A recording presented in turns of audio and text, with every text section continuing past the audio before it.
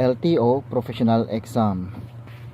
Number 1. Habang nagmamaneho, dapat kang tumingin sa side at rear view mirror na A. Hanggat gusto mo, B. Mabilis madalian, C. Hindi kukulangin sa 1 minuto. Ang tamang sagot, letter B.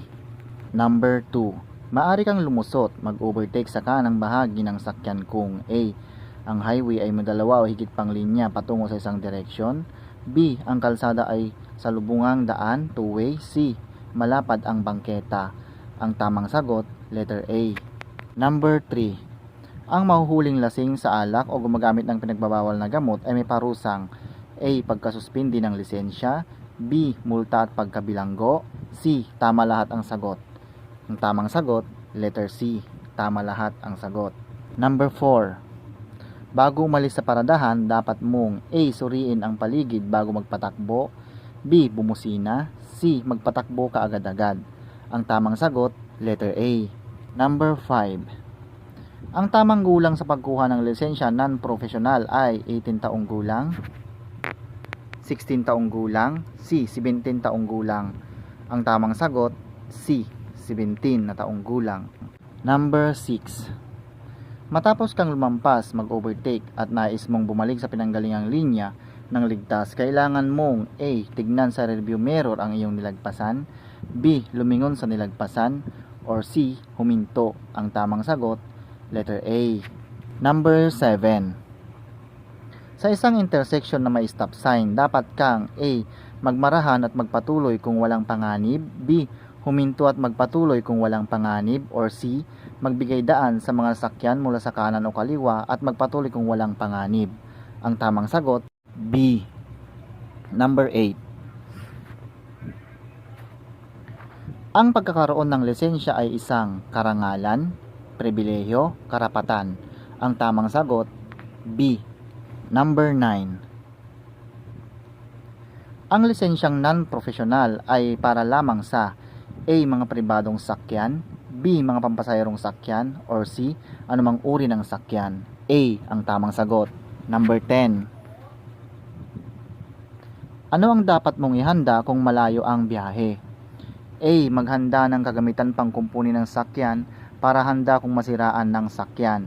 B. Planuhin ang ruta at kondisyon muna ang sakyan. Or C. Tama lahat ang sagot. C. Ang tamang sagot. Number 11. Kung paparada ng paahon sa may bangketa, dapat mong ipihit ang gulong. A. Papuntang bangketa, B. Papalayo sa bangketa, or C. Kahit anong direksyon. Letter B. Ang tamang sagot. Number 12. Ang sasakyan ay nakaparada kung A. Nakatigil ng matagal at nagsasakay ng pasahero, B. Nakatigil ng matagal at nagbababa ng pasahero, C. Nakatigil ng matagal at patay ang makina. Letter C. Ang tamang sagot. Number 13. Ano ang kahulugan ng patay sinding kulay pulang ilaw trapiko? A. Maghintay ng berdeng ilaw, B. Bagalan ang takbo at tumuloy ng maingat, C. Huminto at magpatuloy kung ligtas. Letter C. Ang tamang sagot. Number 14. Ano ang dapat gawin bago lumiko sa kanan o kaliwa? A. Bigla lumiko at bumusina, B. Magbigay ng hudyat o sinyas na hindi kukulangin sa 30 metro ang layo, o letter C. Pinagwalang bahala ang hudyat. Letter B. Ang tamang sagot.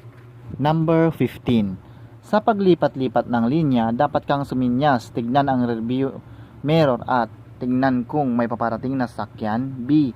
Bumusina, o C. Sindihan ang headlight. A. Ang tamang sagot. Number 16. Sa highway na may 2 guhit, maaari kang lumusot kung sa iyong panig ay tuloy-tuloy na puting guhit, putol-putol na dilaw na guhit, tuloy-tuloy na dilaw na guhit. Letter B. Ang tamang sagot. Number 17. Ang hindi pagsunod sa ilaw trapiko ay nagpapatunay na mahusay kang driver, maaari ikaw ay masangkot sa aksidente, or C. Nakakatipid sa gasolina. Letter B. Ang tamang sagot. Number 18. Mapanganib ang palikong kaliwa kaysa kanan sapagkat mabilis ang sakyan galing sa kaliwa. Kailangan maging listo sa mga sakyan magmumula sa kaliwa o kanan, or C. Maraming linya ang kalsada. Ang tamang sagot, letter B. Number 19. Ang pinakaligtas sa ultimatum kahit may karapatan sa daan ay huwag ipilit ang karapatan, bumusina, laging ipilit ang karapatan. A ang tamang sagot. Number 20. Sa rotonda, alin ang may karapatan sa daan? A. Ang sasakyang papasok pa lamang sa rotonda. B. Ang sasakyang nasa paligid ng rotonda. Or C. Ang sasakyang nakaharap sa berdeng ilaw. Ang tamang sagot, ang sasakyang nasa paligid ng rotonda. Number 21. Hindi dapat lumusot sa paanan ng tulay sapagkat may tumatawid, hindi nakikita ang kasalubong na sakyan. C. Makipot ang daan. Ang tamang sagot, letter B. Number 22. Ano ang kahulugan ng patay-sinding dilaw na trapiko? A. Magmarahan at magpatuloy kung walang panganib. B. Huminto at maghintay magbago ang ilaw. C. Hintayin ang berdeng ilaw. Ang tamang sagot, letter A. Number 23. Ano ang kahulugan ng tuloy-tuloy na guhit na kulay dilaw? A. Maaring lumusot. B. Bawal lumusot. C. Tama lahat ang sagot. Ang tamang sagot, B. Number 24. Ayon sa batas, hindi ka maaaring magmaneho ng matulin maliban kung walang panganib na ayon sa takdang bilis o tulin ang pagpapatakbo. C. Tama lahat ang sagot. Ang tamang sagot, letter C. Number 25. Ang isang may lisensya ay maaaring magmaneho ng A. Kahit anong uri ng sakyan. B. Sasakyang nakasaad sa lisensya. C. Pampasaherong sakyan lamang. Tamang sagot, letter B. Number 26. Kung ang nakasalubong mo ay may nakakasilaw na ilaw, ano ang dapat mong gawin? A. Silawin din ang nakasalubong upang magbaba ng ilaw. B. Tumingin ng bahagya sa gawing kanan ng kalsada. Or C. Titigan ang nakakasilaw na ilaw. B. Ang tamang sagot. Number 27. Kung parating ka sa isang kurbada, ano ang dapat mong gawin? A. Magmarahan, bagalan ang takbo bago dumating sa kurbada. B. Bilisan ang takbo habang nasa kurbada. C. Magpreno ng bigla habang tumatakbo sa kurbada. Letter A ang tamang sagot.